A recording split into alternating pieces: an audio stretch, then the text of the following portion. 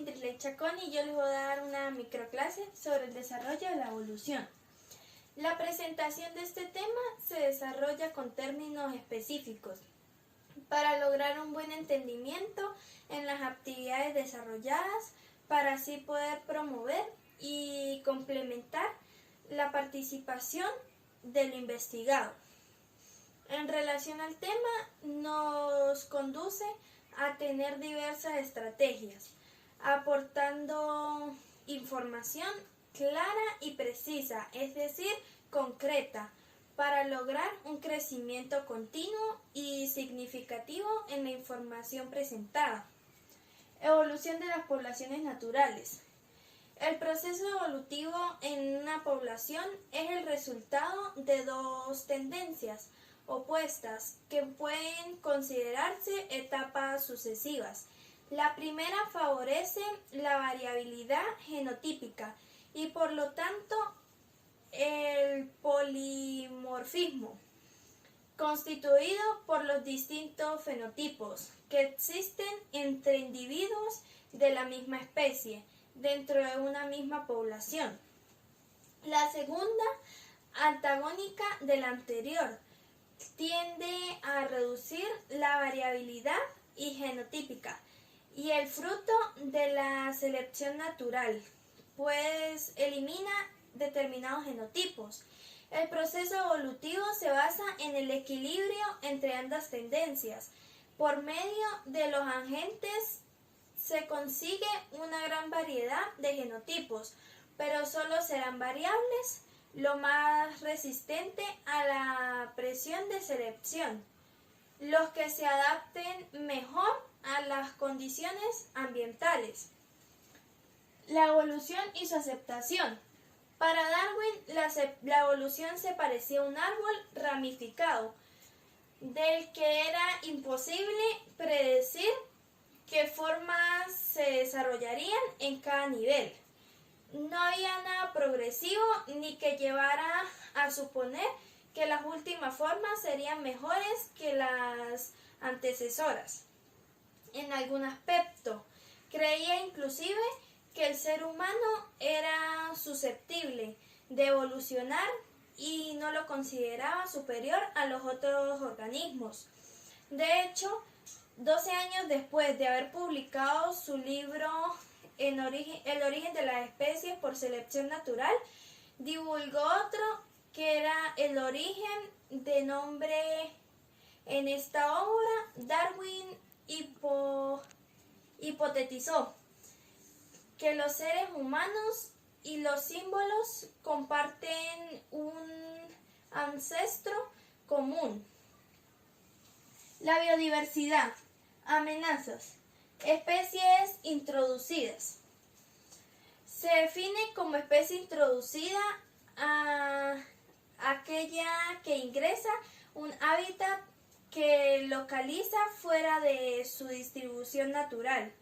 Entre las consecuencias de esta introducción están el desplazamiento o la eliminación de las especies nativas por competencia, la depredación, la llegada de enfermedades existentes naturalmente, el parasitismo y los cambios en la dinámica de las funciones del ecosistema. Explotación y sobrecosecha. El uso desmedido que hacen los seres humanos de los recursos naturales provoca la desaparición de muchas especies, algunas en las actividades con efectos dañinos sobre la biodiversidad. Son explotación comercial de la vida silvestre, tráfico de especies vivas con fines o posición de colección, cacería y subsistencia y cacería comercial, aprovechamiento descontrolado de algunos recursos como el petróleo y ciertos minerales y otras actividades diferentes. Efecto secundario. Hay eventos que se relacionan entre sí y magnifican sus efectos, Por ejemplo, la desaparición de una especie por el exterminio de otra. Contaminación. Es un peligro que amenaza la biodiversidad en su ambiente natural. La liberación de sustancias sintéticas, generalmente tóxicas, para los organismos o para el hábitat. Ocasiona desequilibrio en muchos ecosistemas. Interacciones sinérgicas. Ocurren cuando dos actividades causan un efecto mayor a la suma de sus efectos individuales. Especies en extinción.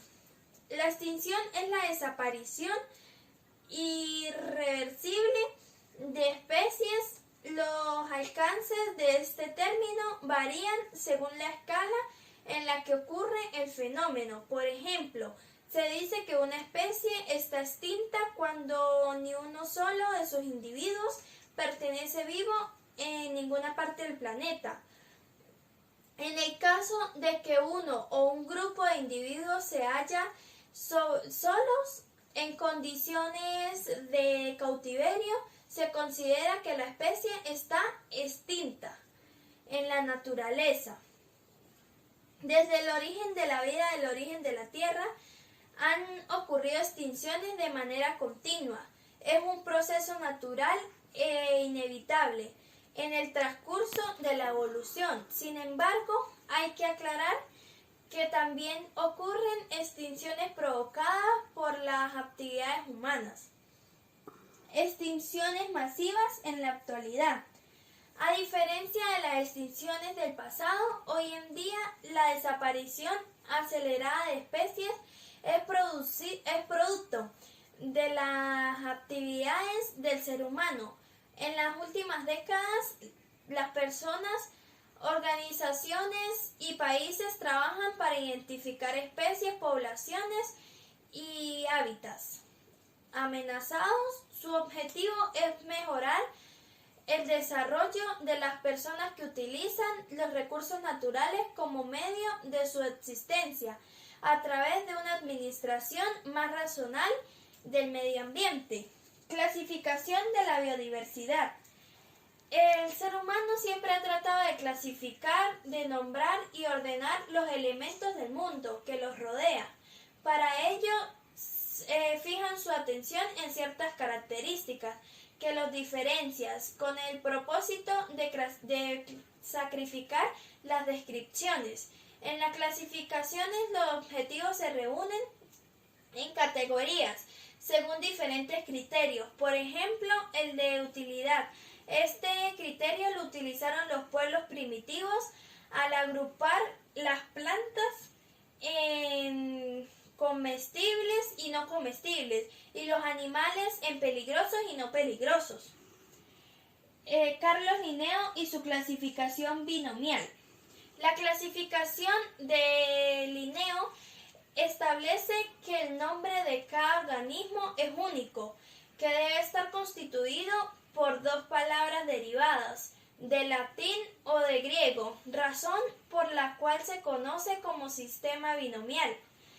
En su obra Sistema Natural, enumera todos los animales conocidos en su tiempo y describe los criterios generales para clasificarlos.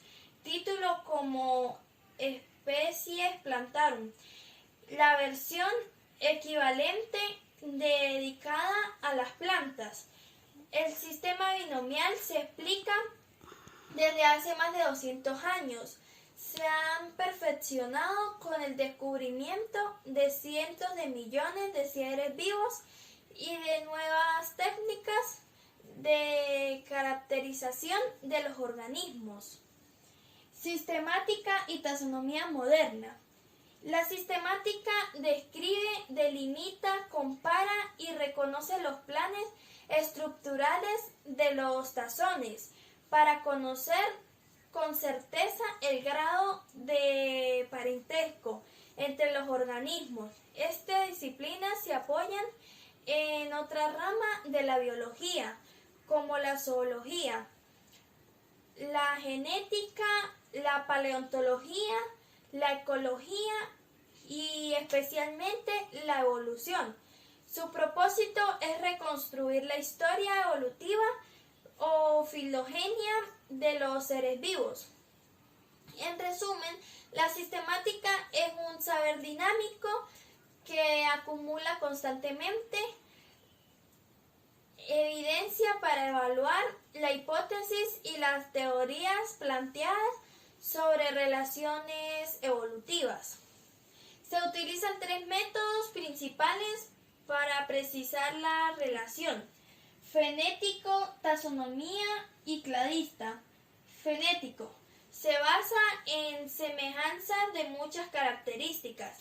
La cantidad de caracteres comunes entre dos organismos es un indicativo del parentesco evolutivo logrado de morfología.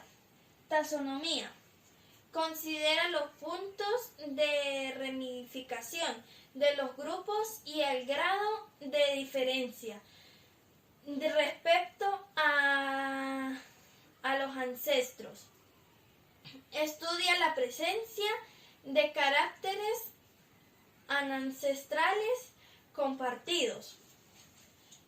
Cladista. Busca los puntos de separación entre los grupos y organismos, no base en la presencia de características derivadas. Para finalizar con el desarrollo de esta actividad, yo espero que con toda esta información hayamos aprendido mucho más sobre nuestra evolución y su crecimiento continuo. Los temas presentados aportaron información concreta para así poder fomentar, canalizar y expresar la planificación desarrollada. Gracias.